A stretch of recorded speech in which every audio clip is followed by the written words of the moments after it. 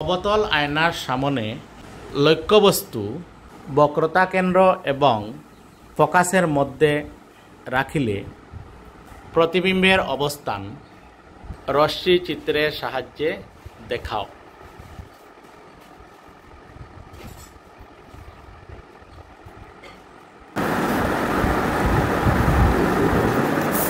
আমি 3 সেন্টিমিটার আমার ফার্স্ট পরে গিয়ে মিলবো গিয়ে, ঠিক আছে। তো এখানেও আমি কম্পাস রাখলাম, এটা আমি পুরা তার অ্যাডজাস্ট করতে লাগবো এই পয়েন্ট পর্যন্ত, ঠিক আছে। দেওয়ার পরে আমি দেখো, ঠিক আছে, আমার আয়না হয়ে গেল এটা দর্পণ। আমি এখানে লেখমু সি, এখানে লেখমু এফ, এটা ফোকাস বিন্দু, এটা বাস কেন্দ্র বা বক্রতা কেন্দ্র। এদিকে আমি বাইরের দিকে দিয়ে দিলাম, এটা আমার আয়নার প্রলেপ, ঠিক আছে।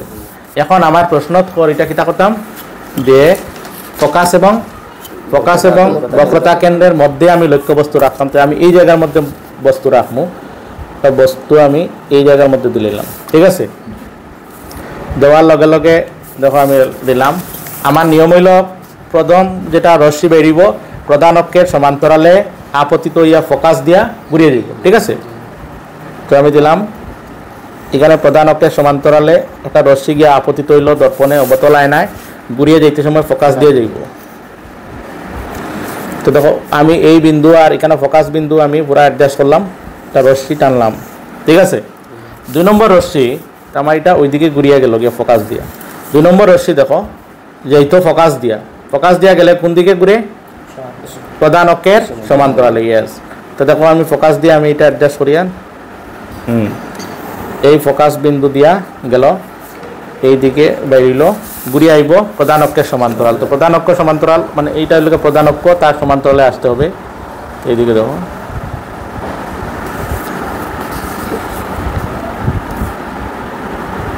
প্রধান অক্ষের সমান্তরালে আইল। এখন আমি দেখতে পাই আর এই জায়গার মধ্যে আইয়া দুইটা প্রতিফলিত রশ্মি ক্রস করছে এই জায়গার মধ্যে। এটা একটা প্রতিফলিত রশ্মি এদিক থেকে এদিকে আইছে, আর এইটা আইয়া ওইদিকে আইছে, এটাও প্রতিফলিত রশ্মি। ওই জায়গার মধ্যে ক্রস যেহেতু হয়েছে এখানে প্রতিবিম্ব গঠন হইল দিলাম। এখন এটা যদি এ বি হয় তো এটা হবে এ ড্যাশ বি ড্যাশ, এবং এটা উল্টা সৎ প্রতিবিম্ব, এটার আকার থেকে এই প্রতিবিম্বের আকার বড়।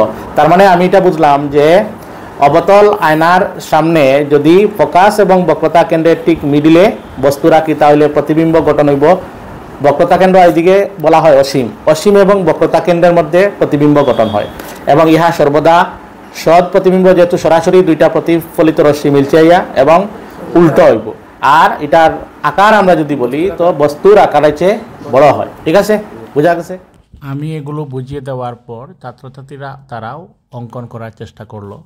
আমি একে একে অবতল আয়নার সামনে রাখা বিভিন্ন অবস্থানে বস্তুর প্রতিবিম্ব কিভাবে গঠন হয় তাদের দেখালাম, এবং তারা একটি একটি করে মোটামুটি সবগুলোই অঙ্কন করলো, এবং আমি দেখতে পেলাম তাদের কনসেপ্ট ক্লিয়ার হয়েছে। তো অনেকের স্কেল ছিল না, কম্পাস ছিল না, তারা এমনিতেই অঙ্কন করার চেষ্টা করলো। আমি এই কয়েকটি ছাত্রকে বিশেষ করে জোর দিয়ে বুঝালাম যে যদি অবতল বা উত্তল আয়নার সামনে থেকে কোনো রশ্মি প্রধান অক্ষের সমান্তরালে আয়নায় এসে আপতিত হয়, প্রতিফলনের পর সেগুলো ফোকাস দিয়ে যাবে। আর ফোকাস দিয়ে যদি কোনো রশ্মি প্রধান আয়নায় আপতিত হয় তখন সেগুলো প্রধান অক্ষের সমান্তরালে প্রতিফলিত হবে।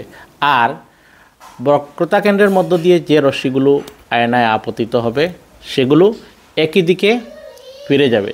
এবং তাদেরকে সাথে এও বুঝালাম যে বক্রতা কেন্দ্রের মধ্য দিয়ে আগত আলোকরশ্মি আয়নায় প্রতিফলনের পর একই দিকে কেন ফিরে যায়, সেটা হলো আমি এই শিশু কয়টিকে বুঝালাম যে যদি অবতল দর্পণের উপর বা যে কোনো দর্পণের উপর রশ্মি লম্বভাবে আপতিত হয় তখন একই দিকে প্রতিফলিত হয়।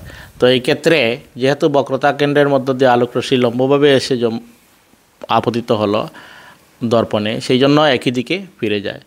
আরও একটি জিনিস তাদেরকে পরিষ্কার করলাম, ছবি অঙ্কনের ক্ষেত্রে যদি লক্ষ্যবস্তু বক্রতা কেন্দ্রের থাকে তাহলে প্রতিবিম্বও সর্বদা বক্রতা কেন্দ্রে গঠিত হয়।